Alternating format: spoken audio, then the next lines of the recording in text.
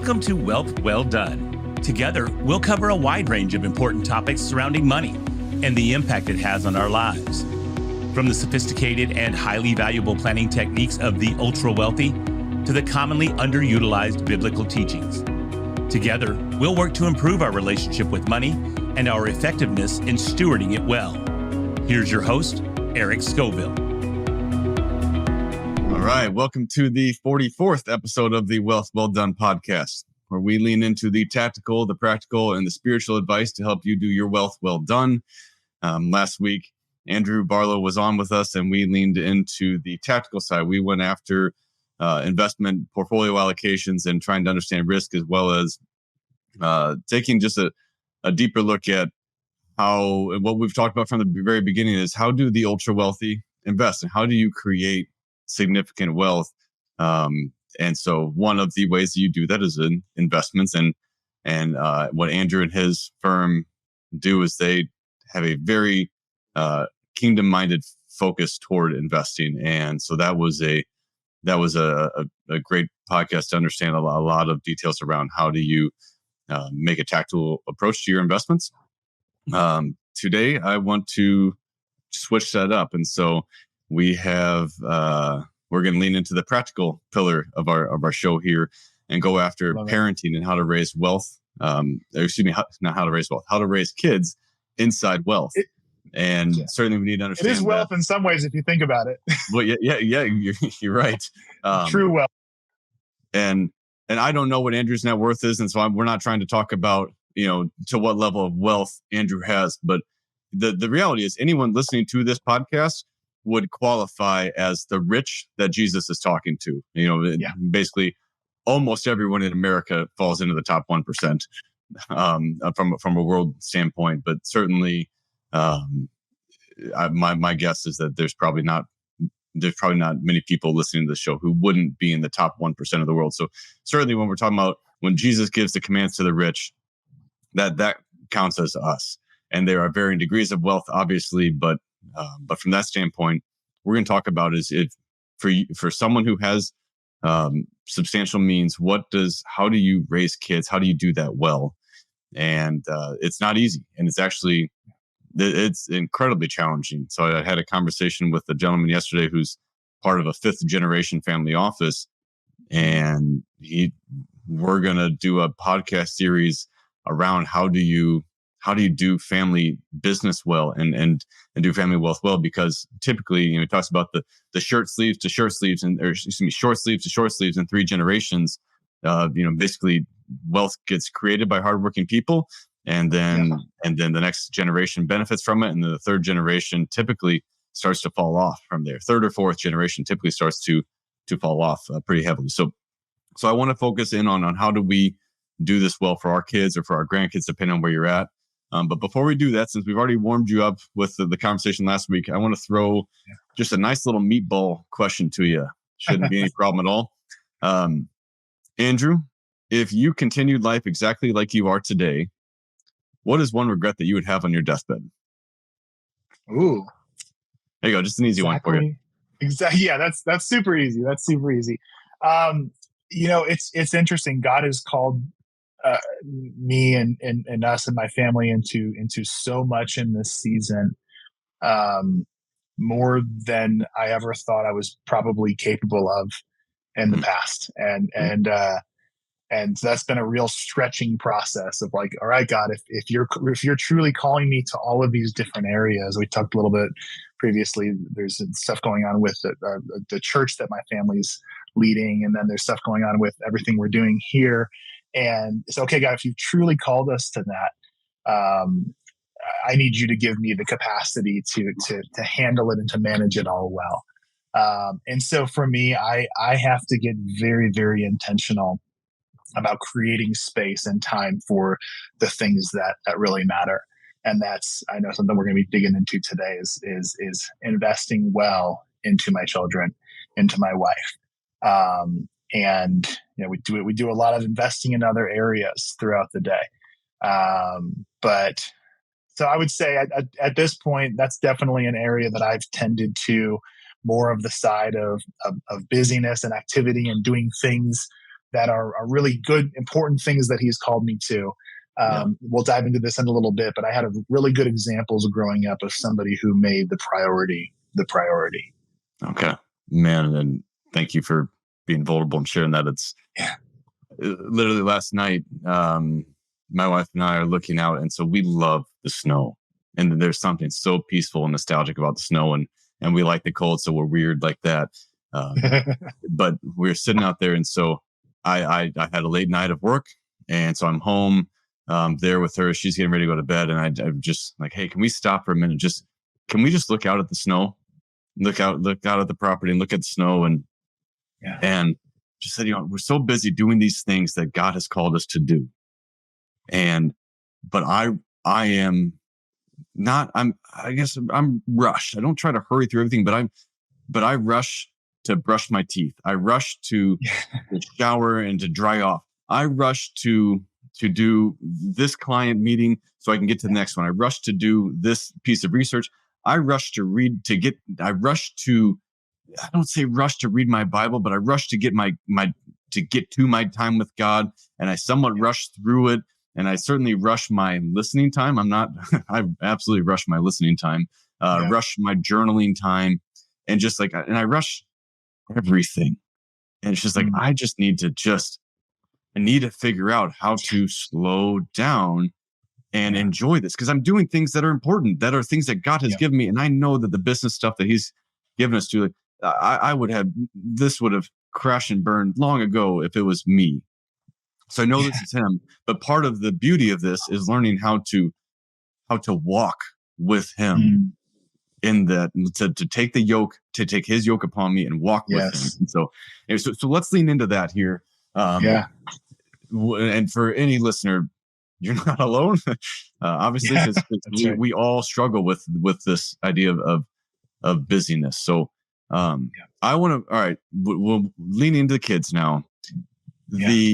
The difficulty is when your parents, were you raised in a wealthy household? I was not.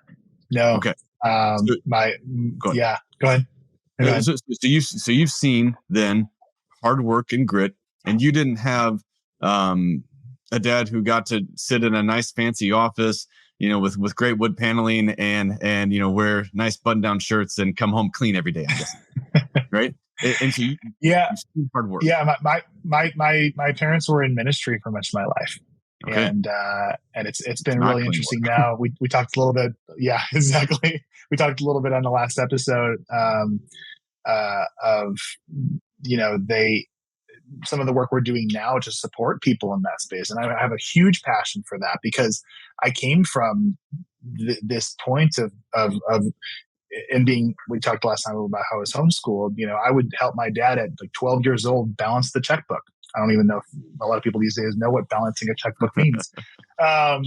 But I remember saying, well, there's more bills than there is money.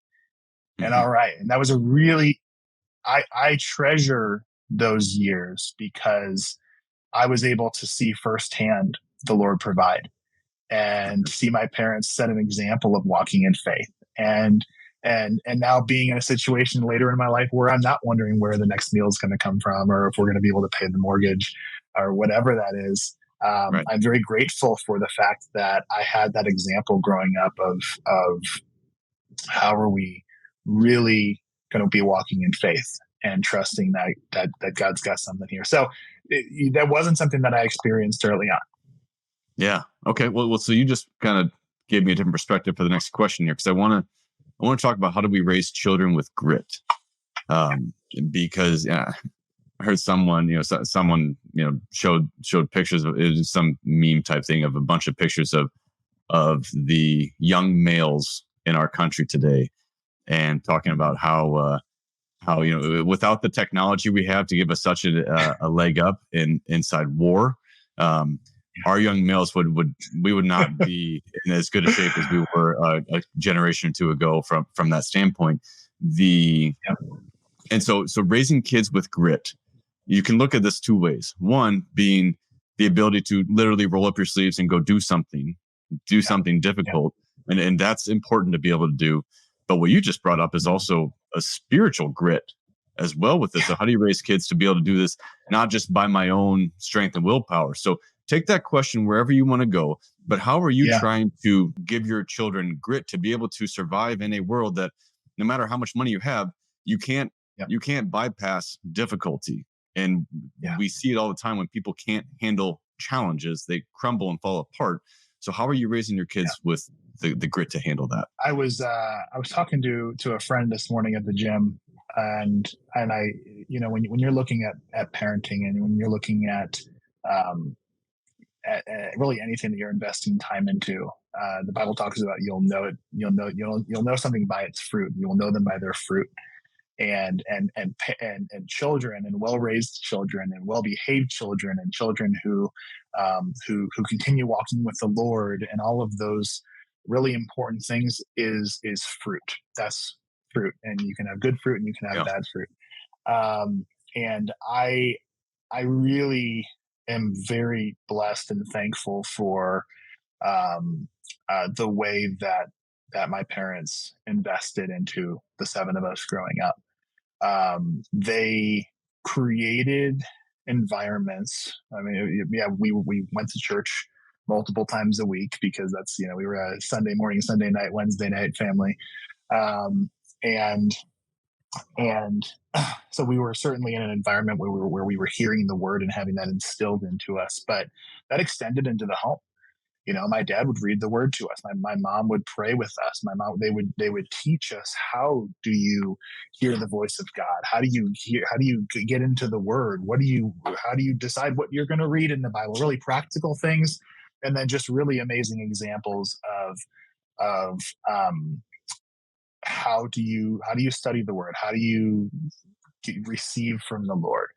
And I'm very, very thankful that while wealth wasn't something that they've passed on, at least not yet, that the wealth that they did pass on has been this foundation of, like you said, spiritual grit, where it's I still remember the other day, my dad and I were at the gym shooting the basketball around, and I played basketball growing up, and he was not an athlete growing up. He was a musician.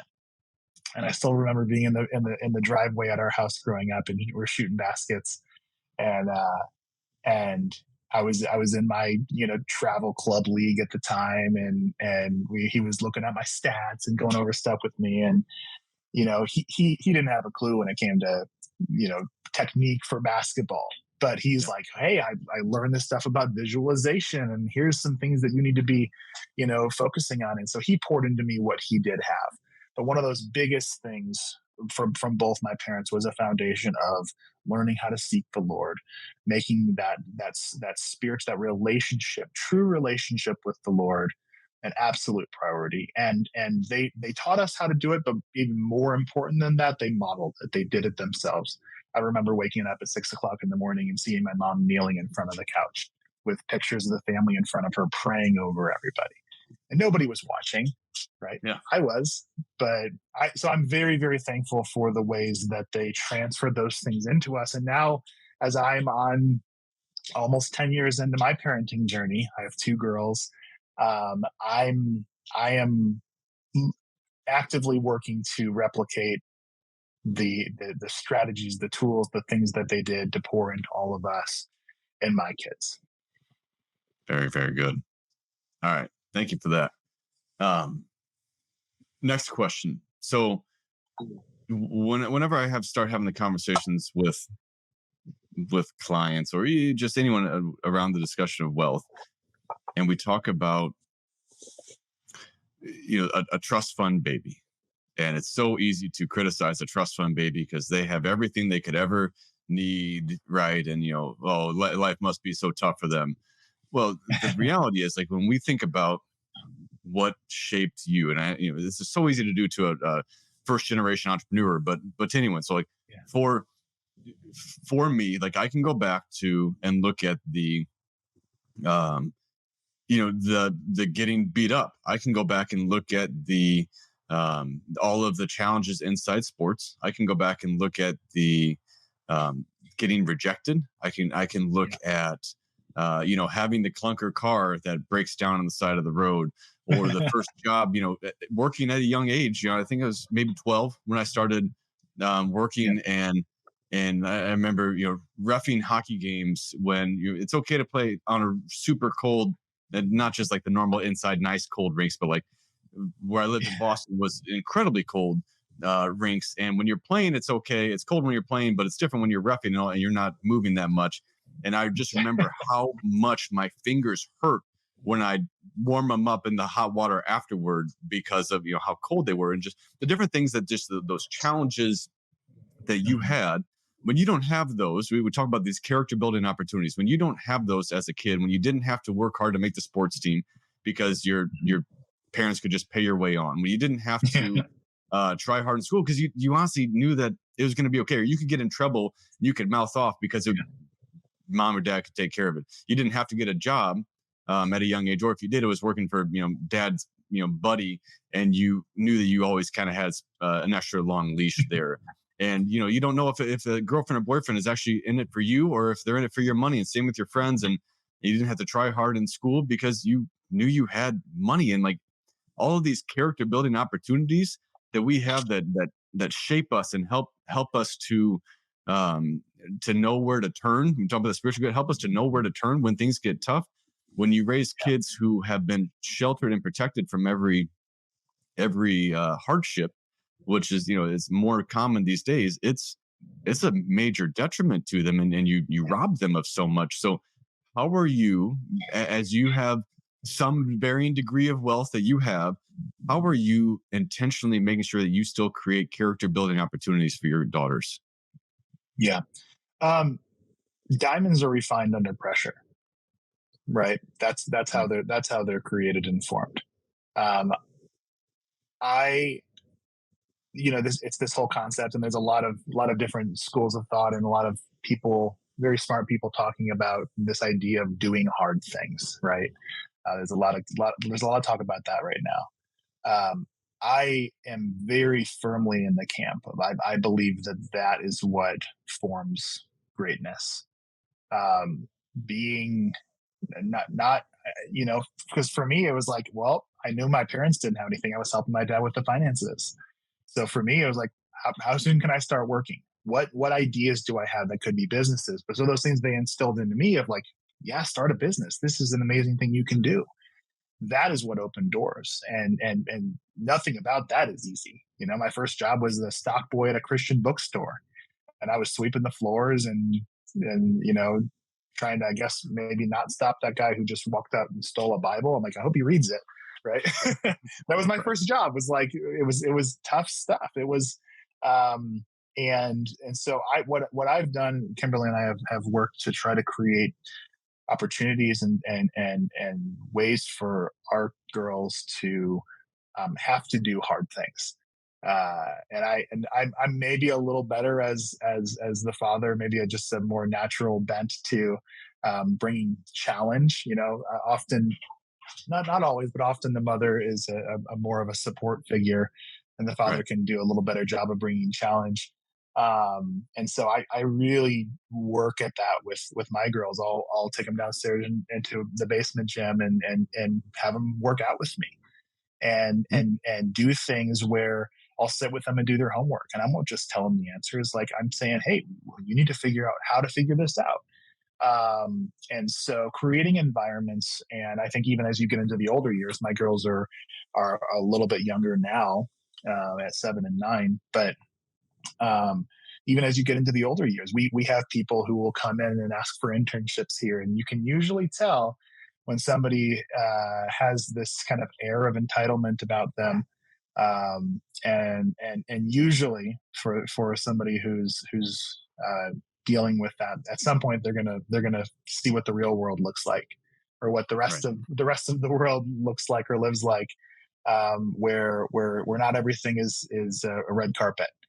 And so I think one of the best things that we can do for our kids, and what I'm trying to do for my kids, is create environments for where they have to do hard things. So whether that's through sports and the challenge that brings, or whether that's through learning an instrument and the dedication that takes, But not just making sure, because I think often when somebody is coming from something where a upbringing where they didn't have a lot, they'll say, well, I don't want my kids to deal with some of those Right. challenges that I dealt with. And then, like you said, the pendulum swings the other direction. But I think one of the best things that we can do is create opportunities for our children to have to do hard things. And you're there with them for it. They're not on their own. They're not feeling abandoned, but you're saying, here's the way to go. Like, you can do this. So, I think you're, and I'm just going back to the story that you shared last week on this about the businesses that you guys were encouraged to start at a young age. So before I even knew that about you, I was going to ask, at what point do you think is a good time for your kids to start working? And you have experienced this, not only yourself, but your family members as well. You've lived this out firsthand. At what point do you think is a good time to start working? And then how would you encourage, from what you've experienced, how would you encourage a parent engage with their kids to start working, whether they start a business like you guys did, or they, go off and get a job at the Christian bookstore? How do you encourage a parent to engage and help them foster, the lessons that have been learned? I don't think that there's too early of an age for them to be doing something. It could be something at the house. It could be a project. It could be something that's outside of the normal. It's not just, hey, you make your bed, I'll give you $1. Like, there was some seasons growing up where it's like, yeah, if you just do what's you already should be doing, you're gonna, get some money for it. But specific things where there's a definable project with a start and an end, and something that they can actually put effort into. I love the idea in parenting of creating space for our kids to try a lot of different things, like try a sport, try a martial art, like do organizational projects, because you can start to see, where does their zone of genius lie? When does that start to come out? When do you start to see what God's uniquely put into them? I've been getting so deeply into the Enneagram recently, and it's just opened up my eyes in so many different ways, like understanding how I see the world, how they see the world, how my wife sees the world. And it's just mind-boggling to be able to understand God's uniquely designed and put giftings and talents into them. Often they need to be, an environment needs to be created where that genius can come out. And I'm really grateful that growing up, I watched my dad learn how to play the guitar. He knew how to play the guitar. And I said, I want to do that. So he put a guitar in my hands and taught me. And that has now become a thing where now I'm a worship leader, and that's become a big part of my life. And that environment was created where I could learn and grow and test that. And there's a whole lot of things that I tried growing up, and I'm like, I'm never doing that again. But I was allowed to have the chance to try. And probably, maybe most importantly, I was given the chance to fail. That's an interesting concept that I've seen a lot, is where some parents, call it helicopter parenting or whatever, but there's so much cushion and bubble wrap that the kids never have an opportunity to try something and fail. There's always a safety net there of some sort. And failure is a great teacher. It is. So all right. So for the parent that hears this and is being challenged by that, how do you recommend they help their kid through a failure? I think that's going to naturally come out of encouraging and, depending on the age, even positioning your kid to try a lot of things. I have my daughter. My oldest daughter tried her first year of soccer, Park District soccer, this past year. She did it with one of her best friends in the world, and it was wild to see the two different personalities out there on the field. My Haley is a very, very energetic and peppy. And so she's like, it's a lot of like unbridled energy. I'm just going to run where the ball is right now, not where it's going. Like, I'm just going to run. Right. And her best friend is wired a little bit differently. And she's like, look at the tree over there. And, like, just right. And so at the end of the season, Haley's like, I might want to do that again. And her friend's like, I'm never doing that again. So when environments are created where your children can try something and fail, I think it's important to look at, is this actually a failure? Or is this like part of the natural process of learning something where it's not going to necessarily be easy? Learning how to play guitar. Okay. And that really hurts early on when you're trying to press down those strings until you start to develop some calluses. And so it's important to understand and know what is a failure versus what is just you're doing something hard and you can push past this. There's a balance of encouragement and healthy challenge as a parent, and then this support side of like, hey, this doesn't define you.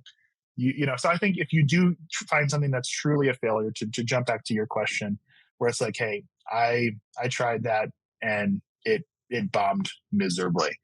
I think as parents, one of the best things that we can do is recenter them on their identity in Christ. Hey, that failure doesn't define you. You are not a failure just because you're not necessarily gifted in this specific area that you tried. That doesn't define you. And I mean, all of our life is a whole giant, crazy journey of like understanding our identity in Christ and having our mind renewed more and more to who He is and who we are in Him and all of that. That's everything. But we can do that at an early age for our kids. Hey, here's who you are. Speak truth into their life. And then say, okay, what else are we going to try? What did you like about it?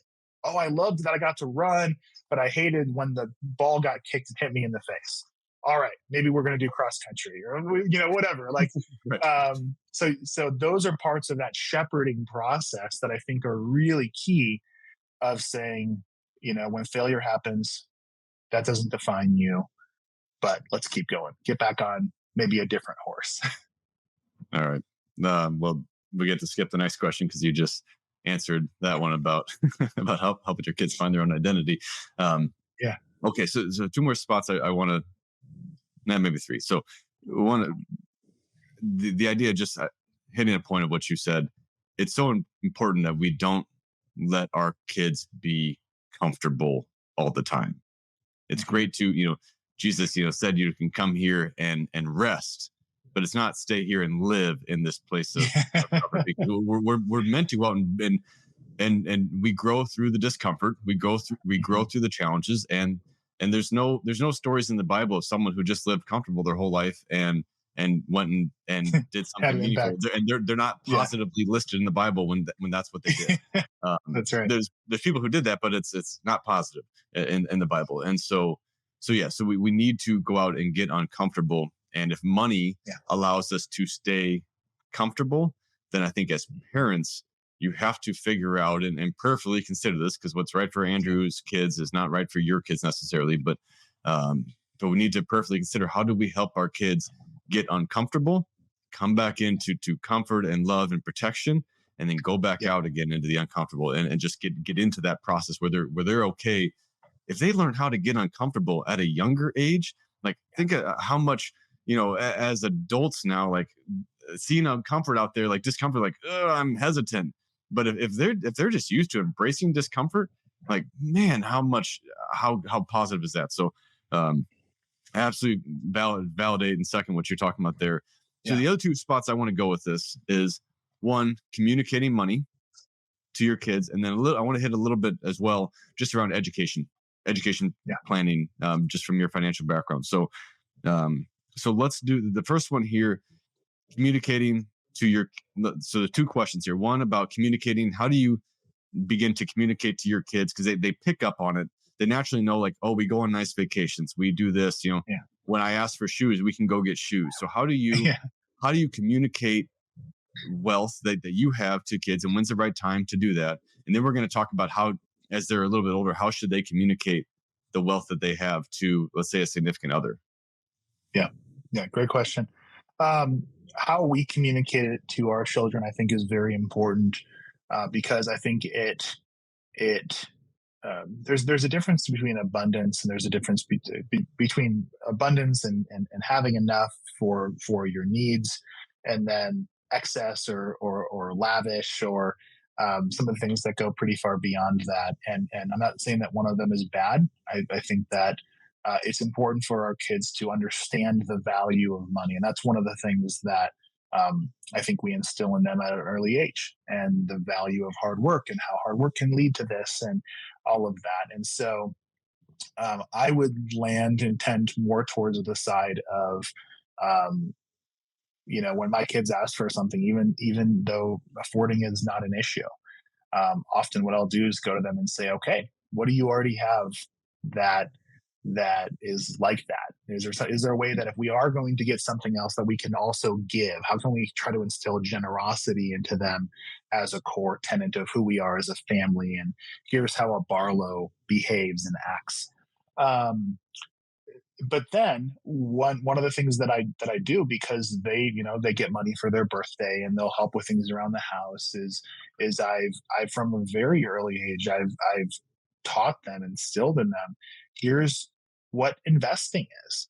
Here's what it looks like to see money grow. Okay, you got $100 for Christmas from Grandpap, and you can go take that $100 over to, you know, the store or onto Amazon, and you can order something $100 worth of things.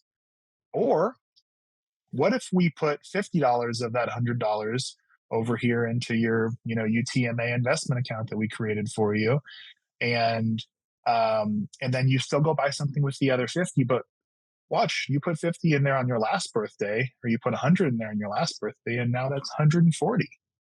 That's $40 that you didn't have. So like really simple stuff at an early age, right, that teaches them how money can grow, teaches them the value of it. But also, when I talk to my kids about this, one of the things that I really try to focus in on is that how important generosity is, and why we've been blessed. Great. Why have we been blessed? Okay, we've been blessed so that we can be a blessing to other people. To bound every good work, right? That's right. That's right. So what I'll ask them, and the school that they're at right now does a really good job of this as well, is making them aware of the needs that are out there in the world. They'll have certain projects. They have one that creates these boxes for cancer patients. And so, when it came time towards the end of the year, we were looking for some different opportunities to do some year-end giving in addition to what we already do. And we asked the girls, hey, what is it that you would feel? What is God putting on your heart that you would like to bless? What ministries, what things that you're aware of would you like to see some money go to? And we talked about, hey, there's money that you've earned that technically belongs to you. You can do whatever you want with that. What do you want to do with this?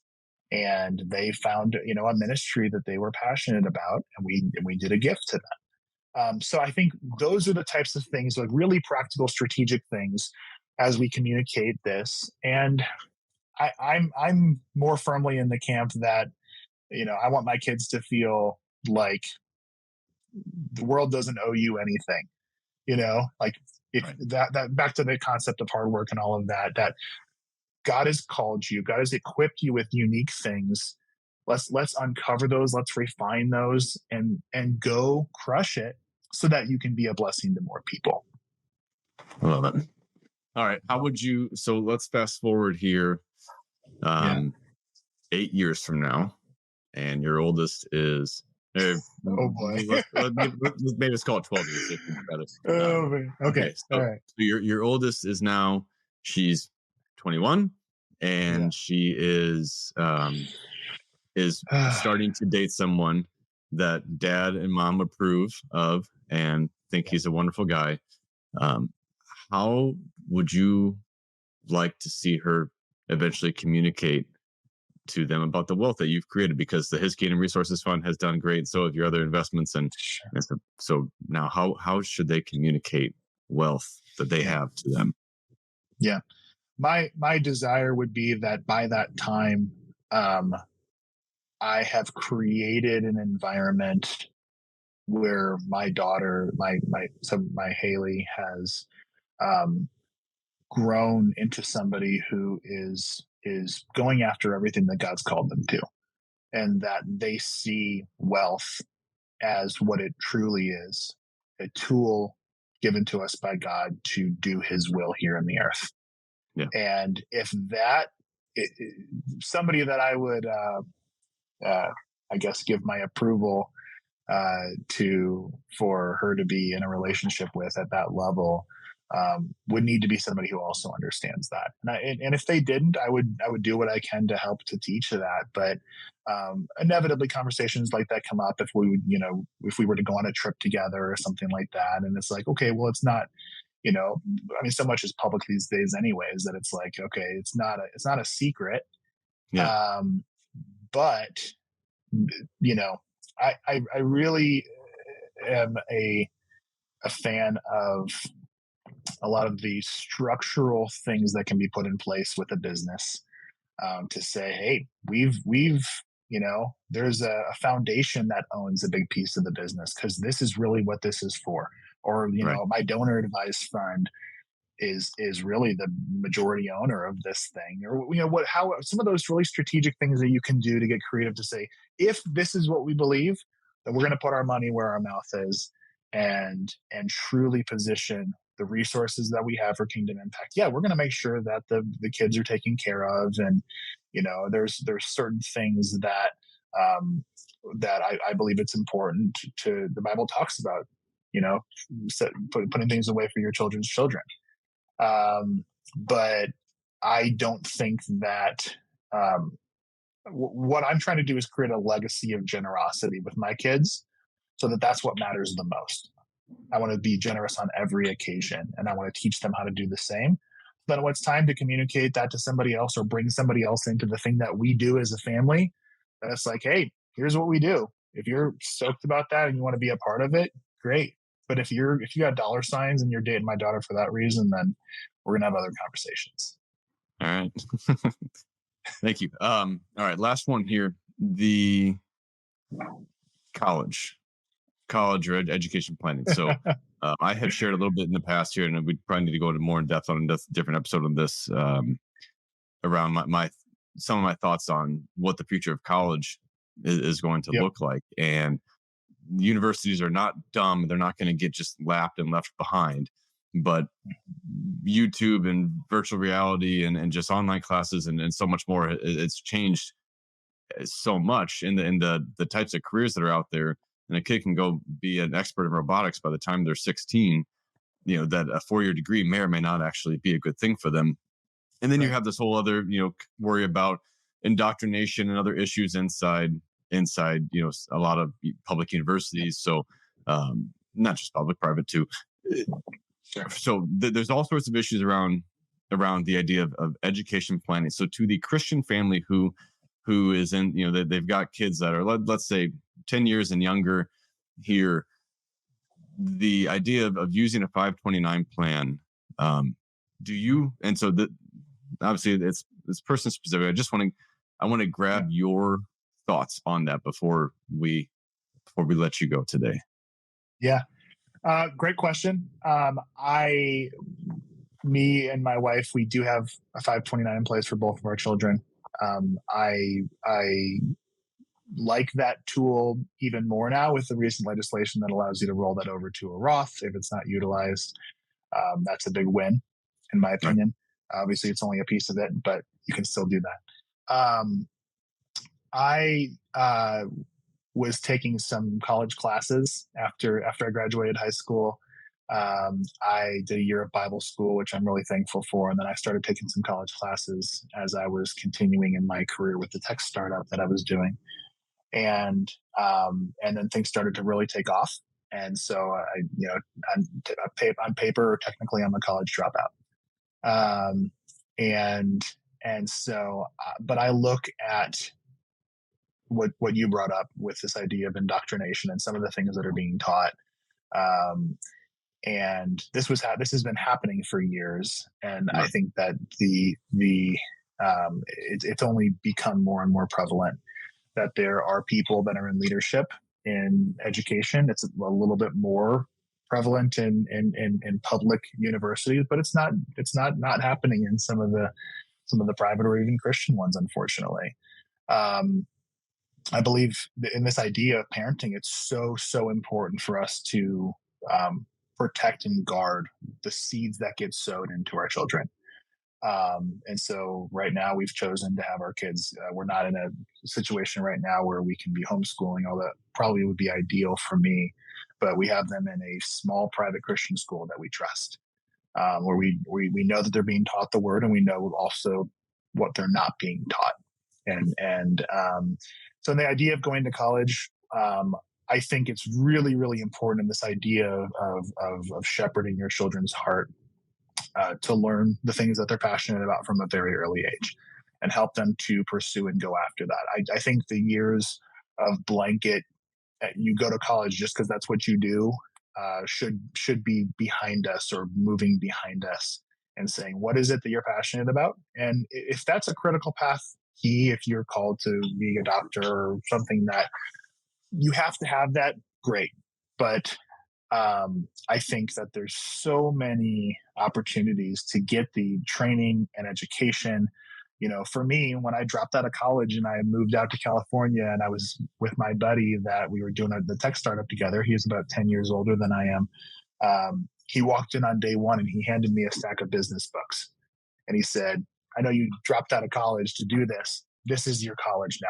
We have a real world, real live business. We're going to read these books together, you and I. We're going to try a bunch of stuff. Some of it's going to fail. Some of it's going to rock.